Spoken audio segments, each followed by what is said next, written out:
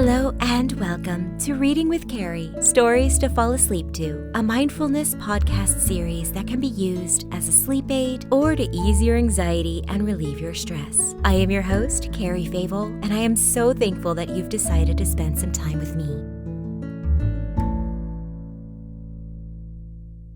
Today's episode is on the zodiac of Scorpio, whose symbol is obviously scorpion.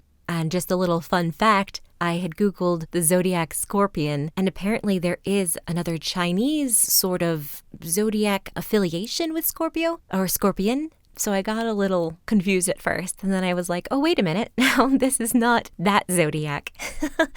I guess that's the flaw of going by the theme or the symbol rather than the actual sign that I have pulled from. Scorpios are born from October 23rd to November 22nd. They are extremely deep and emotional people and are intense in all things they do. They're natural leaders and can be very serious.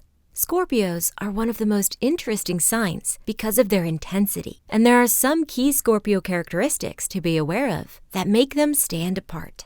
You might be noticing a theme, but today's validation space also comes from Dworak-Peck. Many factors can lead to mental illness, including genetics, physical illness or injury, and traumatic life experiences. Treatment for mental health problems doesn't only consist of prescribed or over-the-counter medication. Therapy, yoga, meditation, and holistic treatments can all help to assuage symptoms. And I know it's a little redundant from some of the other validation spaces that we had, but I wanted to again illustrate that even if you don't believe in taking medication, you want to be very natural with what you intake with your body, there are still other avenues of support that could help with whatever you're struggling with. Also, on the side note, I am always told by loved ones to make sure I go outside and get sun and go for a walk. And where that might help them, which is fantastic, I love it for them, that's not all that I need. I have a chemical imbalance, and no amount of vitamin D is going to fix that. So sometimes those that we love try to show their support by giving us advice that might not necessarily apply to us specifically. So keep that in mind, that just because one thing works for someone else doesn't mean it'll work for you, and that's okay. It doesn't mean you are helpless or hopeless. It just means you need to find another avenue that works for you specifically. And before we begin, let's start with a brief mindfulness exercise. Close your eyes and take a posture that is relaxed, taking care to keep your back and neck in alignment. As you get situated, really notice your body, feeling the weight of your body on the chair, the bed, the floor, or wherever you may be in this moment. Notice the position of your feet and any sensations you can feel with them. Locate your legs and the blunt pressure on whatever seat you are on. Feel any sensations in your arms and make sure your shoulders are soft. Where are your hands resting? What are they feeling? Acknowledge any tension that you feel in your muscles and allow your body to express itself, being present in the moment.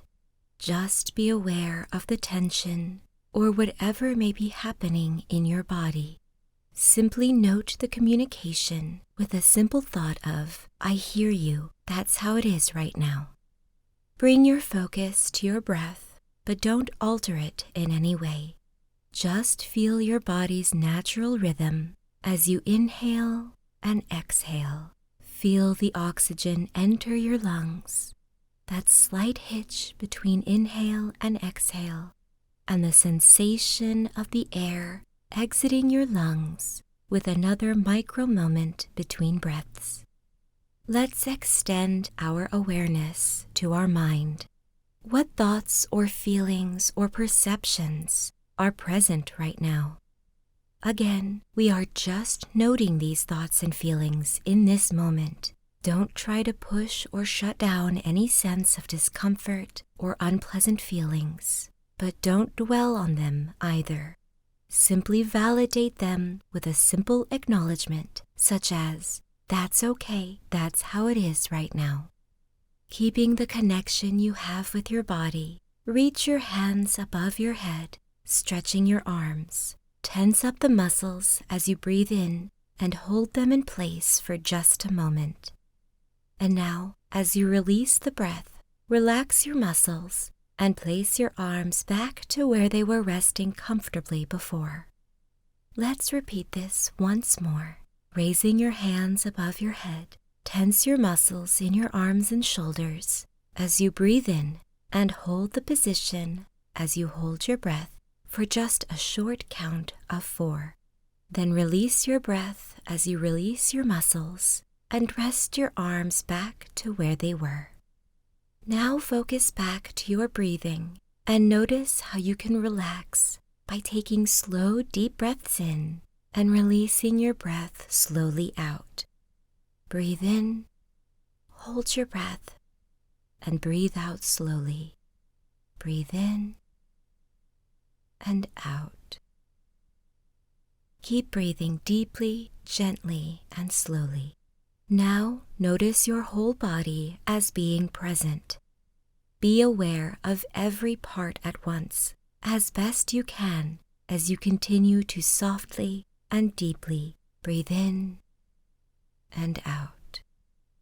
If you are preparing yourself for bed, continue to breathe in and out, and just listen to my voice, but do not follow. If you need to ready yourself to get back to your day, then let us now widen our spatial awareness by using our other senses.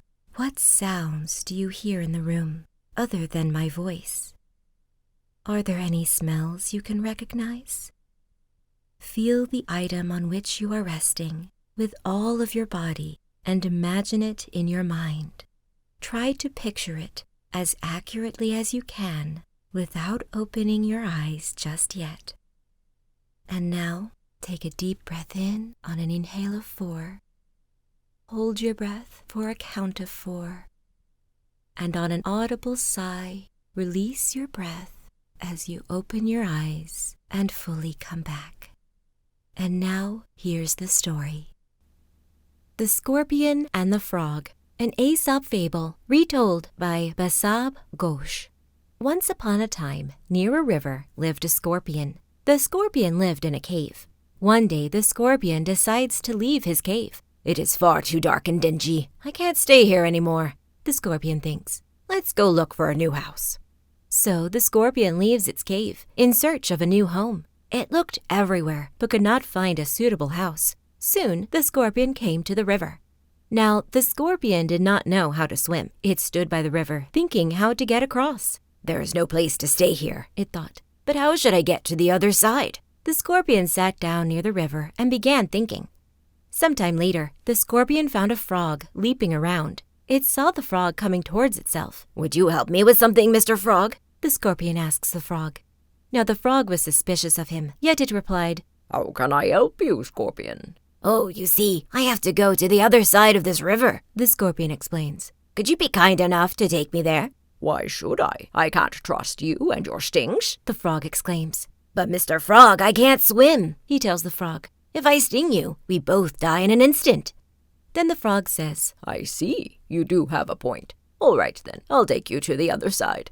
So the scorpion hopped on the frog's back, and the frog jumped into the river. The frog began paddling as fast as it could. Suddenly, when they were halfway through, the frog felt something sharp around its back. "What is that?" the frog asks the scorpion. Then the frog realized that the scorpion had stung him. "What did you do, stupid scorpion?" the frog exclaims, as the dizziness starts to take over him. "Now both of us shall drown."